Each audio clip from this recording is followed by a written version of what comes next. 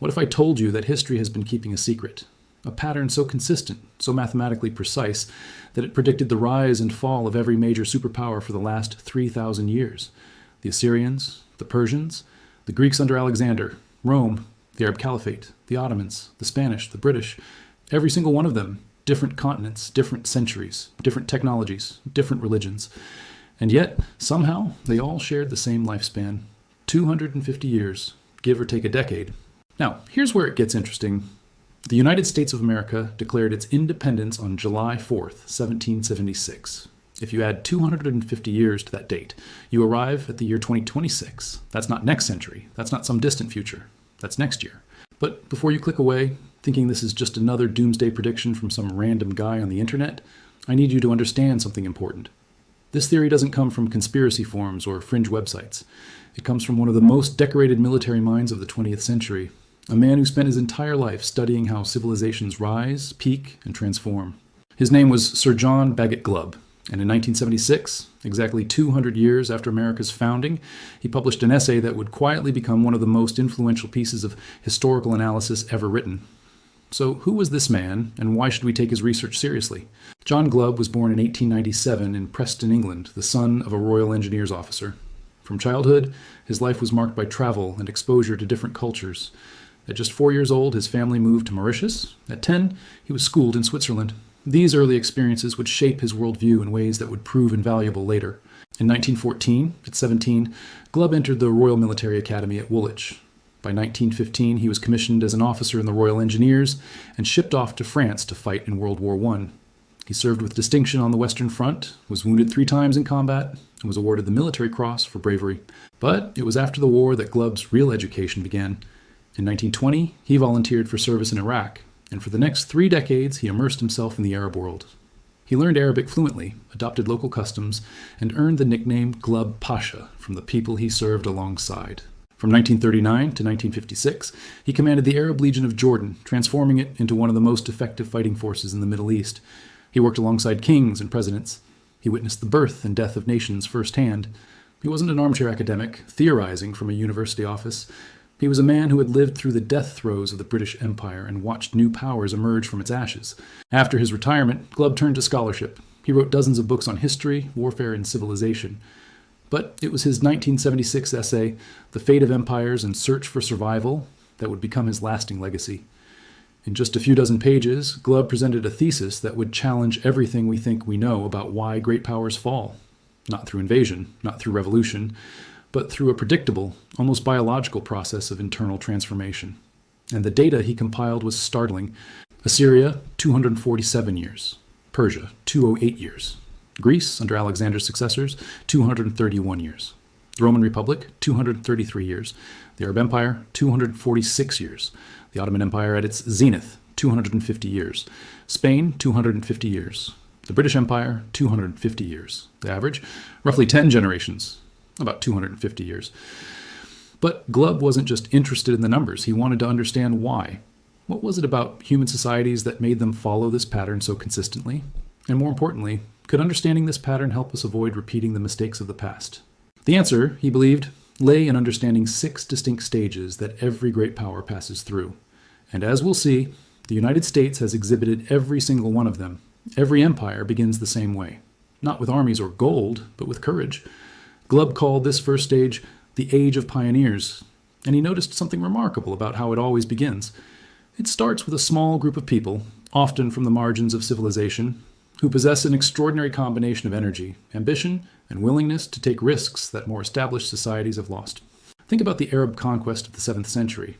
In the year 600 AD, the Arabs were considered a backwater people, scattered nomads wandering the desert peninsula, while great empires like Persia and Byzantium divided the civilized world between them. Yet within just 70 years of the Prophet Muhammad's death in 632, Arab armies had conquered Persia entirely, taken half of the Byzantine Empire, and reached the borders of India and China. How?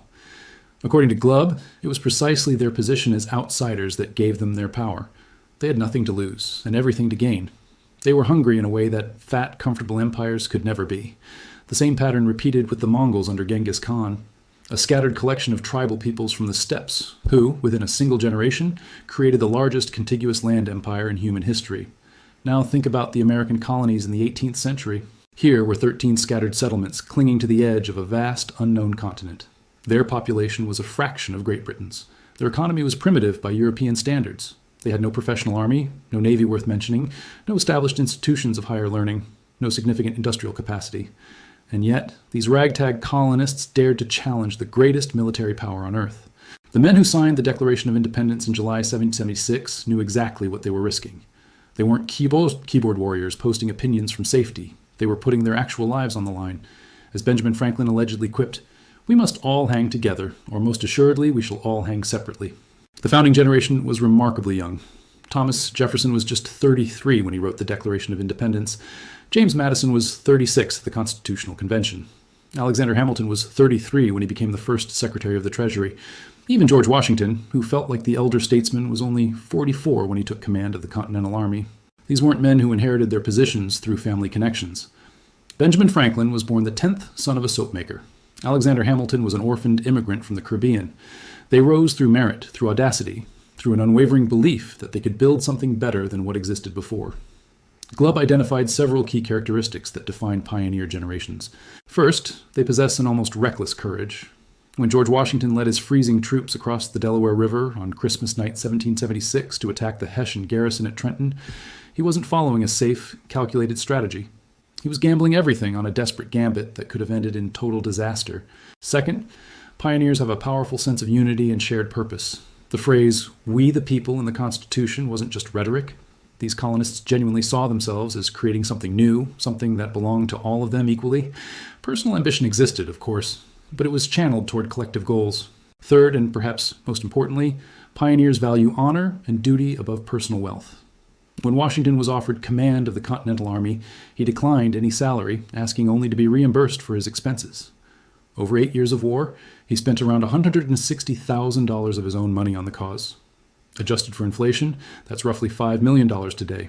By the war's end, he had lost half his net worth. This wasn't unique to Washington.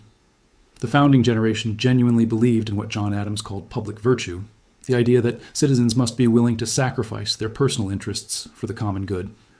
Without this spirit, Adams wrote, there can be no Republican government, nor any real liberty. The pioneer generation built the institutions that would shape American life for centuries. The Constitution, the Bill of Rights, the separation of powers, the independent judiciary. These weren't inherited from Britain. They were innovations, created by men who dared to imagine a different kind of government. But here's what Glubb understood. The very success of pioneers contains the seeds of transformation. The courage and sacrifice that built the nation create wealth and security, and wealth and security, over time, change what people value. The children of pioneers don't face the same struggles. They inherit a world their parents built, and while they may honor their ancestors' sacrifices, they can't fully understand them. This is where stage 2 begins. If the Age of Pioneers is about survival, the Age of Conquests is about expansion. The young nation that barely scraped through its war for independence now begins to grow. Military victories multiply. Territory expands. The original energy of the pioneers is channeled into organized, disciplined power projection. Glubb noted that during this stage, societies develop professional military structures. The ragtag militias of the founding era give way to trained armies with clear hierarchies, standardized equipment, and systematic training. Glory in battle becomes a primary aspiration for young men. For America, this stage began almost immediately after independence and accelerated throughout the 19th century. In 1803, the Louisiana Purchase doubled the nation's size overnight. President Jefferson bought 828,000 square miles of territory from Napoleon for just $15 million, roughly 4 cents per acre. The decision was controversial at the time. Jefferson himself wasn't sure if the Constitution gave him the authority to make such a purchase, but the opportunity was too great to pass up. This purchase set the template for what would become known as manifest destiny. The belief that American expansion across the continent was not just possible, but inevitable, even divinely ordained. The 1840s saw explosive growth. Texas was annexed in 1845. The Oregon Territory was secured through negotiation with Britain in 1846. And the Mexican-American War of 1846 to 1848 brought California, Nevada, Utah, and parts of Arizona, New Mexico, Colorado, and Wyoming under American control. By mid-century, the United States stretched from the Atlantic to the Pacific. A nation that had started as a thin strip of colonies along the eastern seaboard now controlled an empire-sized territory. During the Age of Conquests, certain values dominate society. Military service is honored above almost all other professions. Courage in battle is the highest virtue. The nation celebrates its heroes and views expansion as a sign of divine favor. Think about how Americans in the 19th century viewed figures like Andrew Jackson, Ulysses S. Grant, or William Tecumseh Sherman. These were not just military leaders, they were national icons, whose fame propelled them to the highest offices in the land. The Civil War, despite its horrific cost, can be understood within this framework as well. It was an internal conflict about the nation's direction, but it was fought with the same aggressive energy that characterized external expansion. When it ended, the United States emerged as a more unified and powerful entity than ever before. By the late 19th century, American ambitions extended beyond the continent. The Spanish-American War of 1898 brought Puerto Rico, Guam, and the Philippines under American control. The annexation of Hawaii the same year gave the nation a foothold in the Pacific. World War I marked America's arrival as a global power. Though the nation entered late, its intervention proved decisive. American troops, supplies, and financial resources helped tip the balance against Germany and Austria-Hungary. President Woodrow Wilson arrived at the Paris Peace Conference as perhaps the most influential figure in the room. And then came World War II. The Second World War represents the peak of America's Age of Conquests. The nation mobilized on a scale never seen before. 16 million Americans served in uniform. American factories produced more weapons, vehicles, and supplies than all other nations combined. American military power defeated fascism in Europe and militarism in Asia simultaneously. When the war ended in 1945, the United States stood astride the world like a colossus, the only major combatant whose homeland remained unscathed, the only nation with nuclear weapons, the largest economy on Earth by a massive margin. This was America's moment of maximum power. But Glubb's theory suggests that such moments of triumph are always turning points. The very success of conquest creates new conditions that change what comes next. Military glory becomes less necessary once there's nothing left to conquer. The warrior virtues that built the empire begin to seem old-fashioned, and a new value starts to replace honor as the primary aspiration of citizens. That value is wealth. This transition marks the beginning of Stage 3. The Age of Commerce is where things get interesting, and it's where many historians believe the United States currently resides, though signs point to later stages as well. According to Glubb, the conquest of vast territories under one government automatically stimulates commerce. Merchants and goods can move freely across enormous distances. Different regions with different climates produce varied products that people want to exchange. Trade routes that were once dangerous become safe under imperial protection. He pointed to the Arab Caliphate of the 8th and 9th centuries, which achieved fabulous wealth because its massive territory functioned as a single trade zone. What we now call the Middle East, divided into some 25 separate nations with their own borders, tariffs, and regulations, was once unified under a single administration that let commerce flow freely. The same pattern appeared in the Roman Empire, the British Empire, and it appeared in post-war America. After 1945, the United States led the creation of a new international order designed to promote global trade. The Bretton Woods Agreement established the dollar as the world's reserve currency. The General Agreement on Tariffs and Trade reduced barriers between nations. American military power guaranteed the security of shipping lanes from the Pacific to the Atlantic. The result was an explosion of prosperity unlike anything in human history. The 1950s and the 1960s saw American living standards soar. Suburban homes, automobiles in every garage, television sets in every living room, college education for the masses. The American middle class became the envy of the world. This wasn't just domestic success. American corporations spread across the globe. Coca-Cola, IBM, General Motors, Ford. These companies became synonymous with modernity itself. To develop was to Americanize. The dollar's position as the world's reserve currency gave Americans an extraordinary privilege. Other countries had to earn dollars through exports or borrowing to participate in global trade. America could simply print them. As of 2025, the dollar still accounts for roughly 58% of global foreign exchange reserves, far ahead of the euro at about 20%. But here's what Glubb noticed. The age of commerce transforms a society's values in subtle but profound ways. In the ages of pioneers and conquest, the primary ambition of citizens is glory and honor. Young men dream of military achievement, of serving their country, of being remembered for their courage. In the age of commerce, the primary ambition becomes wealth. Success is measured not by service rendered, but by money accumulated. The businessman replaces the soldier as the ideal citizen. This isn't entirely negative. Commercial societies are generally more peaceful than military ones. Trade creates interdependence between nations. War becomes bad for business. The long peace between major powers since 1945 owes much to economic integration. But something is lost in this transition. Glubb observed that commercial societies become increasingly pragmatic, even cynical about traditional values. Patriotism starts to seem old-fashioned. Military service is left to volunteers. rather than embraced as a civic duty. The bonds that united pioneer generations begin to fray. More importantly, the nature of wealth itself changes. In the early commercial period, fortunes are made by creating things, building businesses, developing innovations, contributing to the nation's productive capacity. But as time passes, more and more wealth comes from manipulation rather than creation. Financial engineering, asset speculation, moving money around rather than building things. The finance sector's share of the American economy has grown dramatically since the 1970s. In 1950, financial services accounted for about 2.8% of GDP.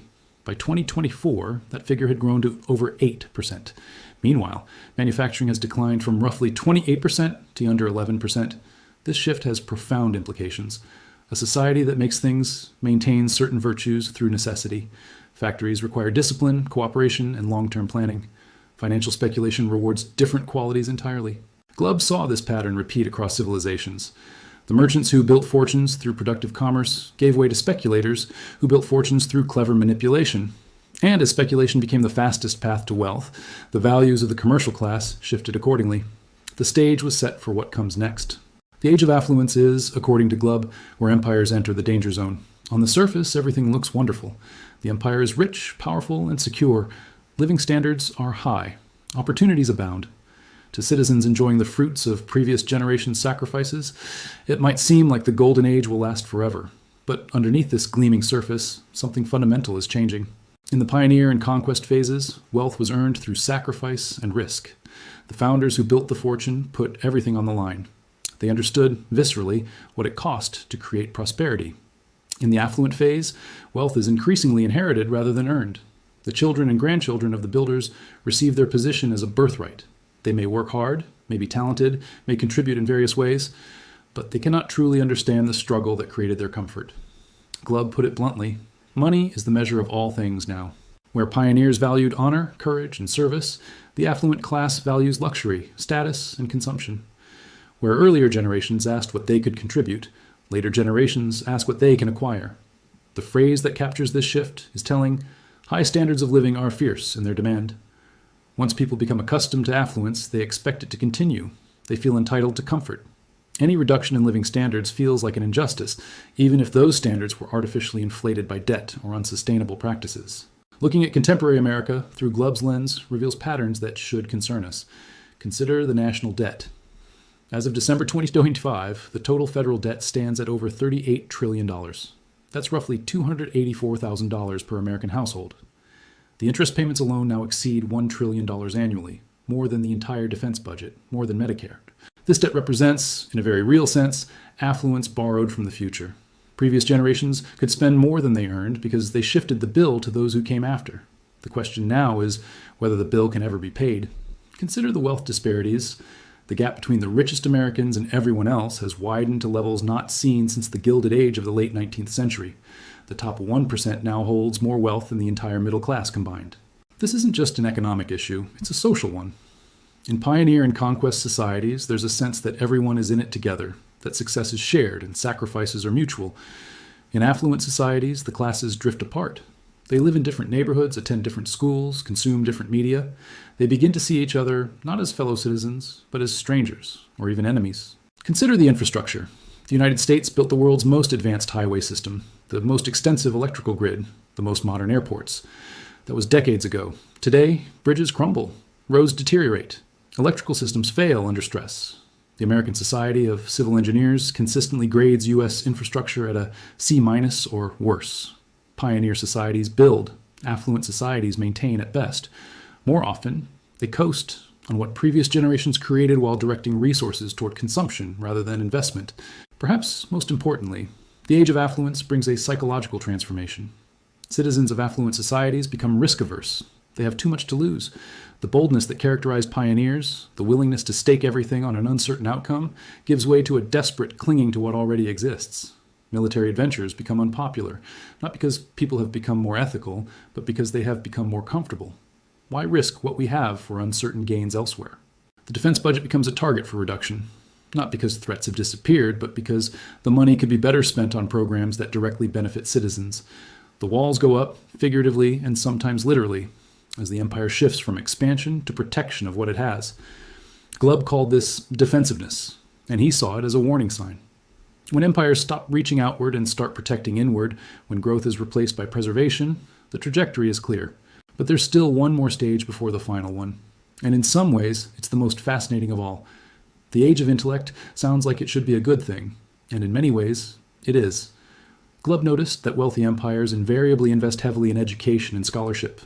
Universities are founded and endowed. Libraries are built. The pursuit of knowledge becomes a mark of status.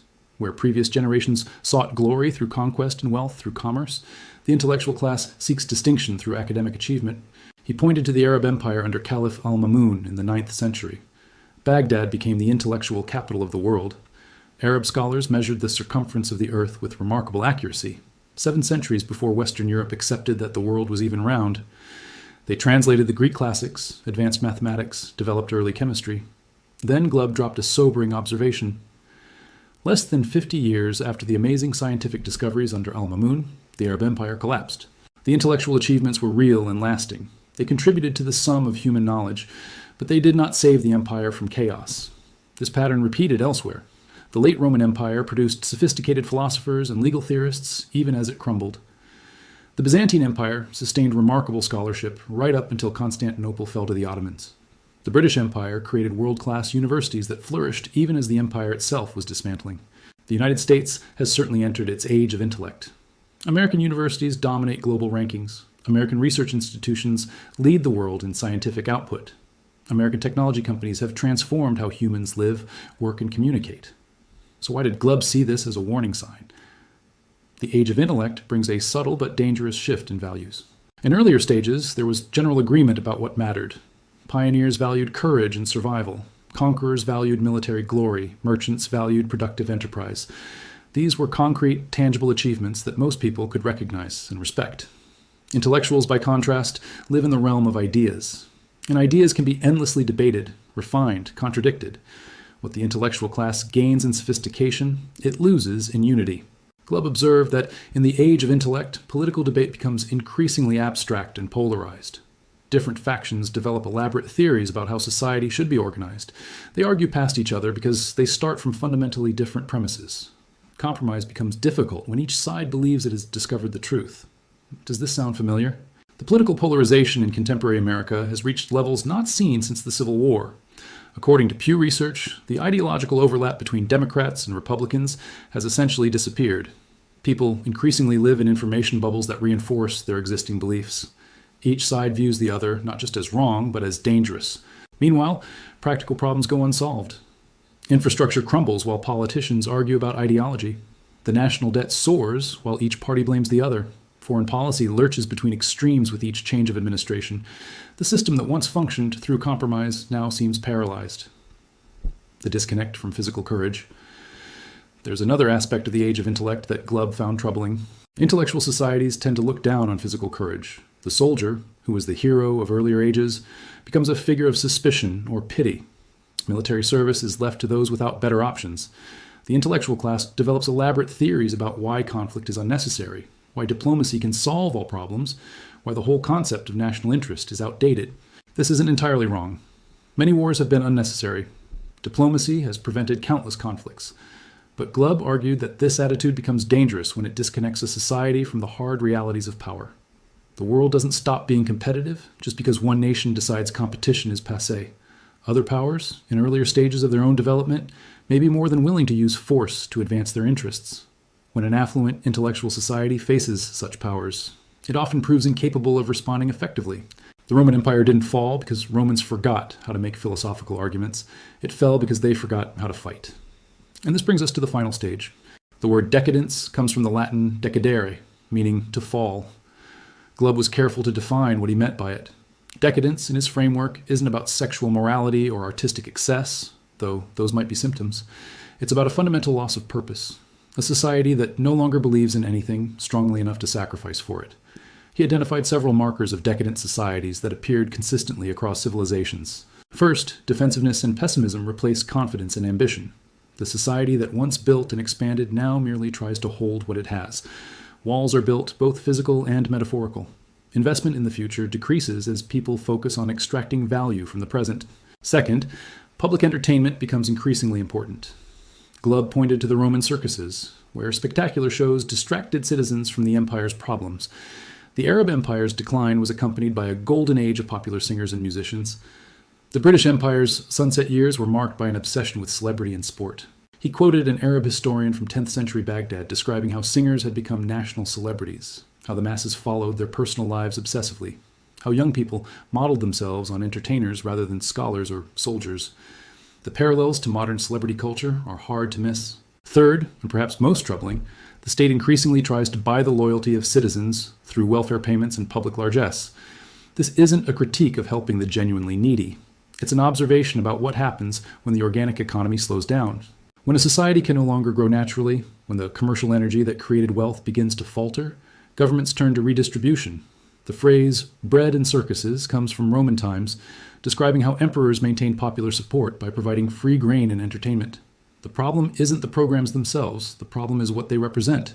A society that has stopped creating and started merely dividing what already exists. One of Glubb's most striking observations concerned how decadent societies respond to serious challenges. They don't respond, or rather, they respond with frivolity. He described how the late Arab Empire saw intense interest in cooking, fashion, and celebrity gossip, even as external threats mounted. How the Byzantine elite debated theological minutiae, while Turkish armies approached the walls. How the British upper classes maintained elaborate social rituals, while the empire visibly crumbled around them. Serious problems demand serious attention. But decadent societies have lost the capacity for seriousness. Everything becomes entertainment, even politics, even existential threats. Watch any major news broadcast today. Foreign policy crises get perhaps 5 minutes of coverage, squeezed between celebrity gossip and lifestyle segments. Political debates increasingly resemble reality television. Complex issues are reduced to sound bites and slogans. This isn't because the problems aren't serious. It's because the audience, shaped by decades of affluence and entertainment, can no longer sustain attention on serious matters. Glubb made an observation that stings. The heroes of declining nations are always the same: the athlete, the singer, or the actor. Think about who Americans celebrate today. Think about who children want to be when they grow up. Think about who gets the most attention, the most money, the most influence. In pioneer times, children wanted to be like the founders. In conquest times, they wanted to be soldiers and explorers. In commercial times, they wanted to be entrepreneurs and inventors. Today, surveys consistently show that influencer and celebrity rank among the top career aspirations of young people. Not creating value, but attracting attention. Not building things, but becoming famous. The shift isn't the fault of young people. They're responding rationally to the incentives their society has created. When celebrity brings more rewards than service, when attention is the primary currency, why wouldn't ambitious people pursue it? But it represents a profound transformation in what society values. And that transformation, Glubb believed, marks the final stage before a major transition. So let's return to where we started. The mathematics of empire. 1776 plus 250 equals 2026. But before we treat this as a prediction of doom, we need to understand what Glubb actually claimed. He was careful to note that the 250-year figure is an average, not an iron law. Some empires lasted longer, some shorter. The duration depends on many factors: geography, external pressures, internal dynamics, even luck. More importantly, the end of empire doesn't mean the end of the nation. Britain didn't disappear when the British Empire faded. It transformed into something different. The United Kingdom today is a prosperous, influential country. It's just not a global hegemon anymore. Rome didn't vanish when the Western Roman Empire fell. It became the foundation for medieval Italy, then Renaissance Italy, then modern Italy. The continuity of civilization is remarkable even through major transitions. What Glubb predicted wasn't destruction, but transformation. The transition from one phase of national existence to another. So where does America actually stand? The evidence suggests we're somewhere in the late stages. We've passed through pioneers and conquests, clearly. We've been in the commercial phase for decades. The signs of affluence, intellect, and possibly decadence are visible to anyone willing to look. The national debt has reached levels that would have been unthinkable to previous generations. As of late 2025, total federal debt exceeds $38 trillion. The debt grows by over $6 billion every day. Interest payments alone consume nearly $1 trillion annually. The dollar, while still dominant, faces challenges it hasn't seen in decades. Its share of global reserves has fallen from about 71% at its peak to around 58% today. Central banks around the world are diversifying into other currencies and gold. Political polarization has reached historic levels. Trust in institutions, from government to media to corporations, has collapsed. Each election is described as the most important in history, yet nothing fundamental seems to change. Meanwhile, other powers rise. China has become the world's second largest economy and continues to grow. Regional powers challenge American influence in their spheres. The unipolar moment that followed the Cold War appears to be ending. Glubb was pessimistic about whether empires could arrest their decline once it began. The forces at work are generational, embedded in culture and psychology. You can't just decide to become pioneers again. But he also believed that understanding the pattern gave societies their best chance. At minimum, awareness could help individuals prepare for what's coming. At maximum, it might inspire the kind of reforms that could extend a society's peak phase. He pointed to two things that declining empires typically lack, things that might reverse the trend if they could be recovered. First, a value higher than money. In healthy societies, people are motivated by honor, duty, service, faith, or some other ideal that transcends personal gain. When money becomes the supreme value, society loses its cohesion. Second, a spirit of sacrifice for something larger than oneself. Pioneers built because they believed in a future they might not live to see. Decadent generations consume because they don't believe the future matters. Can these values be recovered? Glubb was skeptical, but not entirely hopeless. He believed that small groups could maintain the old virtues even as the larger society declined. These groups, preserving what was best from the past, could become the seeds of future regeneration. History, after all, is cyclical. The decline of one civilization creates space for another. The patterns repeat, but they're never quite the same. If there's one thing Glubb wanted his readers to understand, it's that the past has lessons for the present, not deterministic predictions that lock us into a specific future, but patterns we can learn from. Let's look at some of the specific lessons from empires that have completed this cycle. Rome is the most studied example. The Roman Republic lasted about 233 years before transforming into the empire. The empire itself in the West lasted about 207 years, from Augustus to the traditional date of fall in 476 AD. What caused Rome to fall? Historians have counted over 200 different factors, from lead poisoning to barbarian invasions to Christianity to economic collapse. But reading these explanations through Glubb's framework reveals common themes. Roman currency was debased over centuries as emperors tried to pay for bread in circuses without raising taxes. What had been nearly pure silver coins became copper coins with a thin silver coating. Inflation spiraled. Productive economic activity declined as people realized saving money was pointless when the currency lost value faster than they could earn it. The Roman army, once composed of citizen soldiers who viewed service as an honor, became increasingly reliant on mercenaries from outside Roman culture. These soldiers fought for pay, not patriotism. Their loyalty was to their commanders, not to Rome. When the commanders found it more profitable to fight each other than external enemies, the empire fragmented. The wealthy withdrew from civic life. Rather than investing in public goods or defending the empire, they retreated to their rural estates, building walls around their properties while the wider society crumbled. The phrase self-sufficiency became a way of saying, "I don't need you." The British Empire offers more recent lessons. Britain rose to global dominance through naval power, industrial innovation, and aggressive commerce. At its peak, in the early 20th century, the empire controlled nearly a quarter of the world's land surface and population. 2 world wars drained British resources and broke British confidence. World War I killed nearly 1 million British soldiers and left the country deeply in debt. World War II, though Britain emerged on the winning side, completed the economic exhaustion. India, the jewel in the crown, gained independence in 1947. The Suez Crisis of 1956 demonstrated that Britain could no longer act independently on the world stage. One by one, the colonies gained independence or were handed over.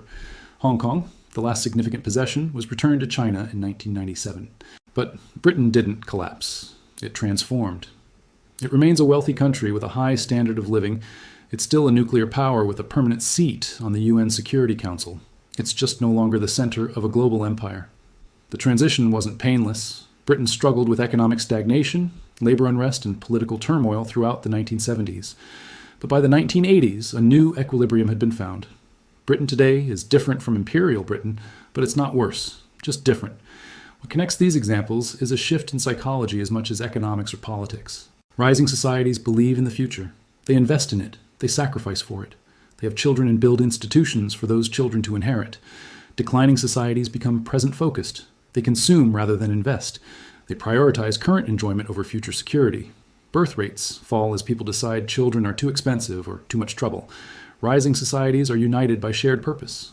Whether that purpose is survival, expansion, enrichment, or enlightenment, there's a sense that everyone is working towards something together. Declining societies fragment into competing factions. each focused on extracting maximum benefit for itself. The sense of common purpose fades. Politics becomes a zero-sum game where any gain for one group must come at another's expense. These patterns are not deterministic. Individuals can choose differently. Communities can organize around different values.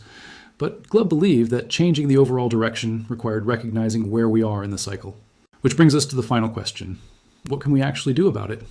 I want to be very clear about something. This video isn't meant to depress you. It's meant to inform you.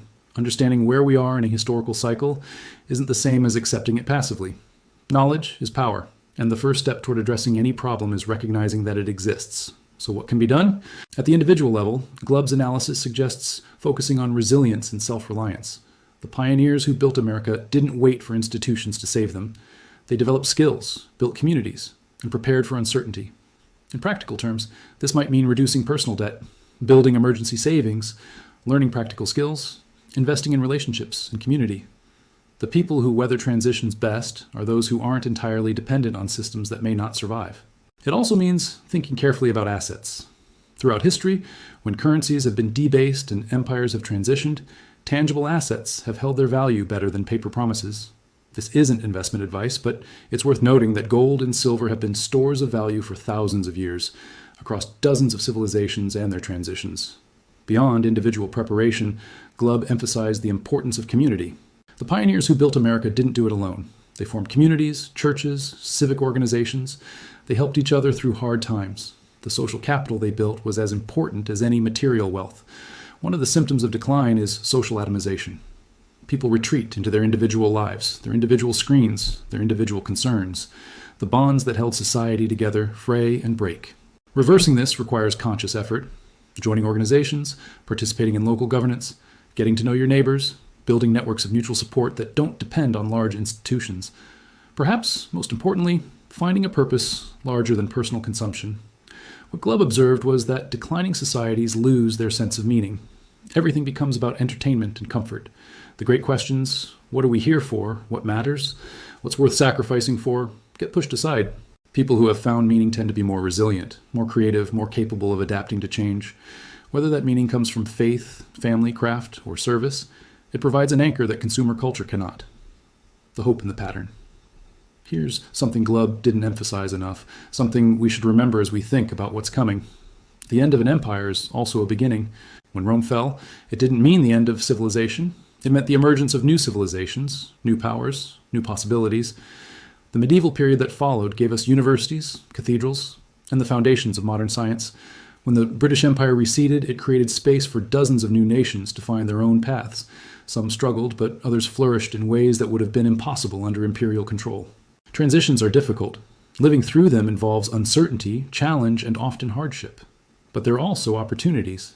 The people who position themselves well, who maintain the pioneer virtues even in decadent times, who build communities and preserve valuable knowledge, these are the people who shape what comes next.